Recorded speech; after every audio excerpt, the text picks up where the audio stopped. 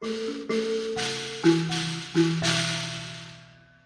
colleagues, hi Miss Rua. Today we're recording a last video to conclude the lessons that we've done on Nhemamusasa.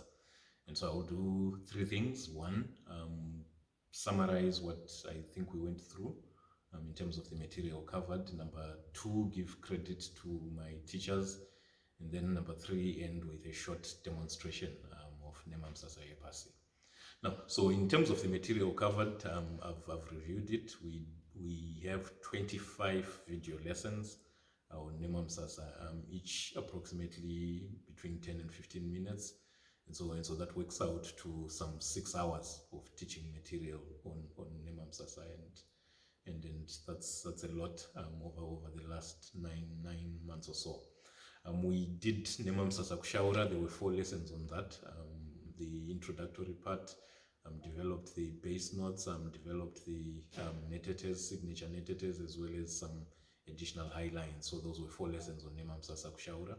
And then we moved into Nhemamusasa singing. The first lesson just identified where to place the lyrics. Second lesson introduced Mahongera and Huro singing. Third lesson was an example from Tirikoti when he was teaching me maybe a dozen years ago or so. And the fourth lesson, Matemai, especially on Uhuru and Madimikira. And Matemai was an expert on that. So the 4 lessons on singing.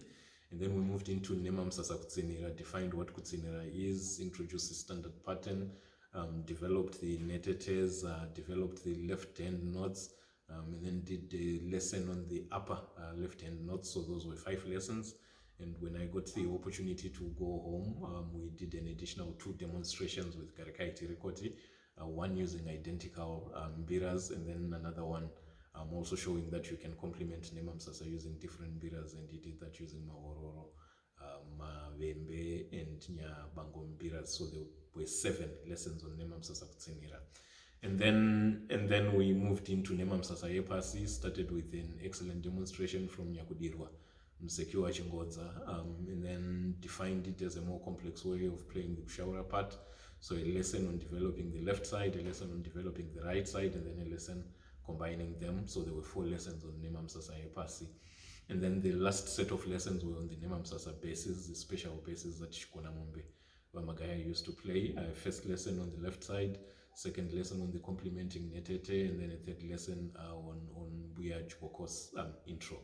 And so this is, with the concluding videos, this takes us to 25 lessons that we've done.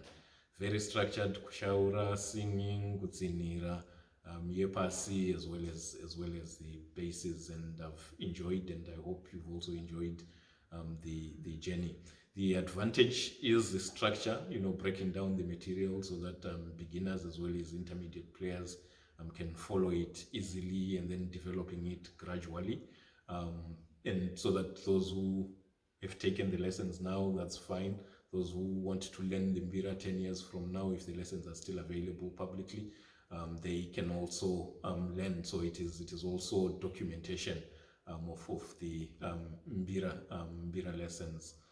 The disadvantage, I think, is that many people have come with requests, for me to share or teach Chemtengure or Tadzungaira or Bangiza or other songs, and I haven't been able to do that because what I wanted was to follow this structure, so that we can clearly explore and then see what we can do with Nhemamusasa.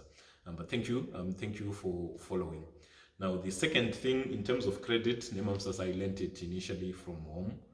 My first teacher when I was 5 or 6, I was Edward Chigwedere, my uncle. But I think I learned more material from Neva Mkarati, Mzukuru, a cousin. And this was in the early 1980s. And then there was some decade or more that I really didn't play Mbira. When I resumed, I learned the Nhemamusasa netetes and a few other parts from Kangafrai Katonje Judah. Nembire Katonje, who had written a small book teaching Nhemamusasa as well as a few other songs. And then I left for the US for graduate studies, and didn't have a teacher until I met Cosmas Magaya in 2003. And then I want to credit Shkona Mumbiwa Magaya for being a very central teacher in structuring Nhemamusasa as well as other songs for me.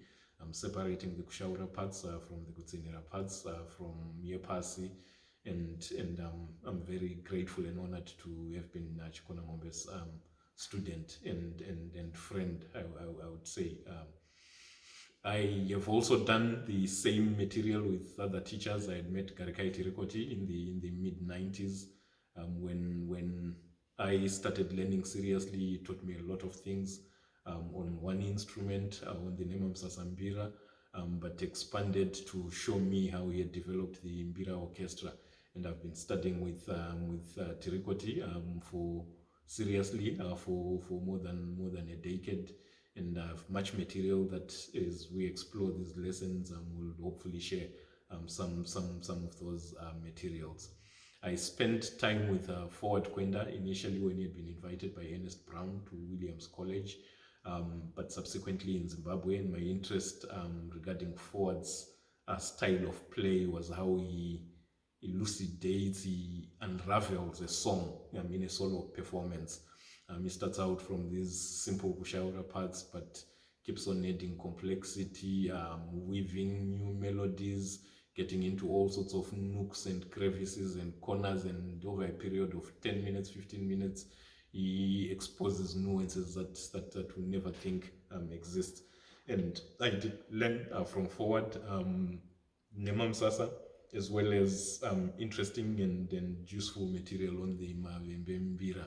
I've spent time with Msekiwa Chingodza, cross-checking the traditional repertoire and learning his understanding of the traditional repertoire as well as other songs. And since coming to South Africa, I've spent much time with Bezel Makombe, again doing the traditional repertoire. But Bezel has a special skill, and I've also been learning Thomas Mapfumo's interpretation of the Mbira. He was a central Mbira player in Thomas Mapfumo's band for a good 15 years, if I'm not mistaken. I've benefited from performing with colleagues in the US. My performance partner was Solomon Murungu, and I'm grateful for Murungu. And since coming to South Africa, it has largely been Bezel Makombe, although we've played with other people as well. I've clarified myself and understood the instrument better by trying to explain it to students. I have taught Crispin Mshaya in Australia over several years by video, and it is through discussions with him that we decided to develop material to make public so that whoever wants to learn can also learn that material. And this specific episode started with me teaching my daughter Rova, and we've opened up the lessons and expanded them so that all of you can learn. So this is credit to my teachers. I think it is good practice so that you get to know where I got the material that I'm sharing with you, but more importantly, it is to demonstrate my gratitude to the many teachers that have shaped my understanding of the Mbira, and I'm really honored to have been taught by Tirikoti, Magaya, Forward, Msekiwa Chingodza, and all the teachers that I've mentioned. I don't sing much, but I've made attempts, and my singing teachers were Matema. I admired the way he did his uros and mahongeras. He was one of the best, and so I followed him to teach me that. As well as Tirikoti, some basic singing lessons I also got from Tirikoti. So this is it in terms of credit to my teachers, and then the last part is just to play a little bit. Nhemamusasa yePasi. It is one of the Nhemamusasa parts that we learned. So I'm holding a special mbira. This mbira is a dinidza. It is a bass mbira. It was made by Matemai Newton Chezacho Zengwa Gwara. What a long name. And then I bought it in 2007, I think, through Solomon Murungu. And then this is a fiberglass deze, a nice one with artwork as well as traditional designs. So let me play Nhemamusasa yePasi.